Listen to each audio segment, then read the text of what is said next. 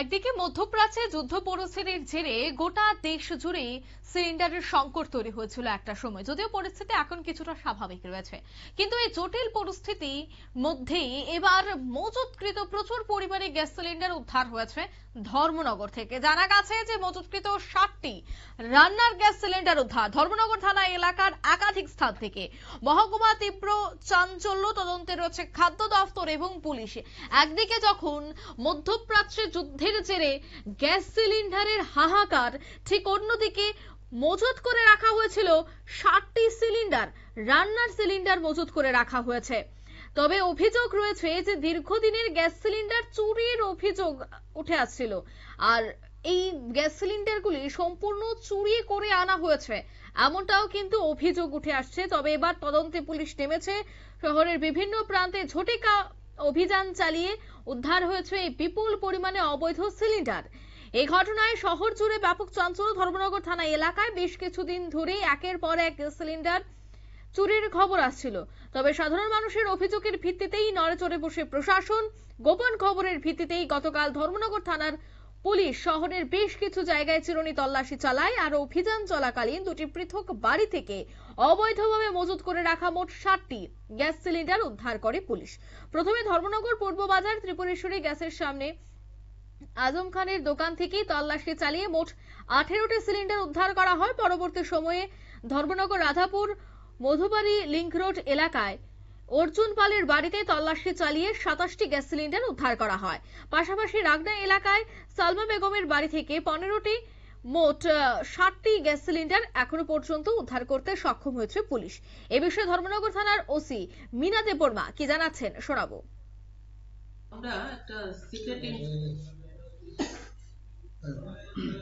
একটা সিক্রেট ইনফরমেশনে আমরা ওই বাজারে আপনার আজিম খান নামে একজনের বাড়ি থেকে আমরা 18টা সিলিন্ডার পাওয়া গেল।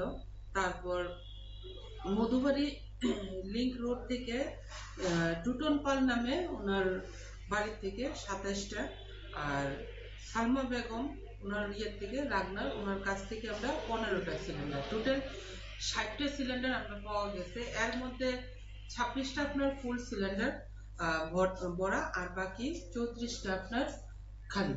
তো এটা এখন আমরা কোনগুলো এটা লিগ্যাল আর ইলিগ্যাল এটা আমাদের পুরাটা নেই। তার জন্য আমরা এটা আমাদের এসডিএম অফিসে আমরা পাঠাই দিব। আমরা একটা ফরওয়ার্ডিং আর সিজার লিস্ট করে আমরা হ্যান্ড ওভার করে দিব। তারপরে যে প্রসিডিউর এটা ফুড ডিপার্টমেন্ট আর ম্যাডাম ওটা কাজ করবে। এই সিলিন্ডার সাথে কাউকে কি আটক করতে পেরেছেন? না, কারোর আটক বাড়ির সিলিন্ডারগুলো কোথা থেকে আটক করেছেন? বাড়ি থেকে আটক? হ্যাঁ, একটা আজিম দেন ওনার বাড়ি থেকে আমরা ইলিগাল একটা ইনফরমেশন ছিল যে ওইখানে চোরের কিছু মাল আছে, কিন্তু আমরা পাওয়া গেছে। এখন পর্যন্ত এখানে আসা হয়নি যে ওনার এগুলো লিগ্যাল কোনো কিছু পাওয়া যায় না, কোনো কাগজপত্র দেখাতে পারেন। তাই আমরা এটা হ্যান্ড ওভার করবো ফুড ডিপার্টমেন্ট। এটার কোনো বৈধতা আপনারা শুনলেন যে এখনো পর্যন্ত কাউকে কিন্তু গ্রেফতার করা হয়নি। তবে 60টি সিলিন্ডারের মধ্যে 26টি সিলিন্ডারে গ্যাস ভর্তি, বাকি 34টি সিলিন্ডার খালি ছিল। উদ্ধার হওয়া সিলিন্ডারগুলির সপক্ষে বাড়ির মালিকরা এখনো পর্যন্ত কোনো বৈধ নথিপত্র দেখাতে পারেনি। তিনি বলেন, আমরা বেশ কিছু অভিযোগ পেয়েছিলাম আর সেই মোতাবেক অভিযান চালিয়ে দুটি বাড়ি থেকে 60টি গ্যাস সিলিন্ডার উদ্ধার করা হয়েছে। এবার প্রশ্ন হচ্ছে, যে সমস্ত বাড়িঘর থেকে এই গ্যাস সিলিন্ডারগুলি উদ্ধার করা হয়েছে সে সমস্ত বাড়িঘরের মালিক কিন্তু কোনো ধরনের কাগজপত্র দেখাতে পারেনি। তবে এখনো পর্যন্ত তাহলে কেন গ্রেফতার করা হয়নি, বা এখনো পর্যন্ত কাউকে জিজ্ঞাসাবাদের জন্য কেন আটক করা হয়নি, তা তো থাকছে একদিকে প্রশ্ন। ঠিক অন্যদিকে ধর্মনগর সহ গোটা রাজ্য জুড়ে যেভাবে চুরি কাণ্ড ঘটছে, সেখানে কোথাও গ্যাস সিলিন্ডার, কোথাও মূল্যবান জিনিসপত্র চুরি করে নিয়ে যাচ্ছে চোরের দল। কতদিন চলবে আর এই ধরনের চুরি কাণ্ড?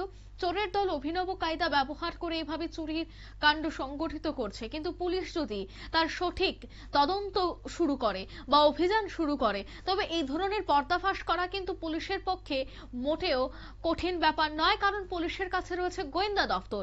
সবটা সোর্স কাজে লাগিয়ে পুলিশ শীতঘুম থেকে আচ্ছন্ন হয়ে যদি এই ধরনের চুরিকাণ্ডগুলির পর্দাফাঁস করতে পারে, আগামী দিনের চোর চক্র বা যে সমস্ত বাড়িগুলিতে এই ধরনের গ্যাস সিলিন্ডার মজুত করে রাখা হয় বা চুরি সামগ্রী মজুত করে রাখা হয়, তারাও কিন্তু এই বিষয়গুলি থেকে সরে আসতে পারবে। তাই এখন দেখার পুলিশের এই তদন্ত আরো কতটা এগিয়ে যায়। নিয়ে নিচ্ছি ছোট একটি বিজ্ঞাপন বিরতি, সঙ্গে থাকুন।